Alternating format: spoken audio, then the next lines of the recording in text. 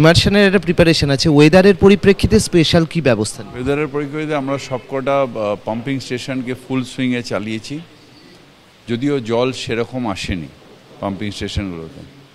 আমাদের যতগুলো ব্লোভ্যাড machine, suction machine, সেগুলোকে সব ড্রাইভার দিয়ে বসিয়ে রাখা হয়েছে। আমাদের বড়োগুলোকে যত পাম্প, প্রায় 500-550 পাম্প, সেগুলো সব ডিস্ট্রিবিউট করা আছে। আমাদের প্রায় 200 বড় পাম্প যেগুলো রয়েছে সেগুলো রয়েছে। কেএমডি এর পাম্পগুলো ওই উদিতা ফুদিতা আমাদের 109, যেখানে আমাদের ড্রেনেজ সিস্টেমটা সেরকম নেই, মানে এখন কেআইপির কাজ শুরু হবে, সেখানেও আমাদের লাগিয়ে রাখা হয়েছে অলরেডি। এগুলো আমরা রেডি আছি। বৃষ্টি এখনও পর্যন্ত 26 mm হয়েছে। 26 mmটা কোয়াইট ম্যানেজেবল, কলকাতায় কোথাও জল জমেনি। এরপরে আমরা সারা দিনের জন্য অপেক্ষা করছি।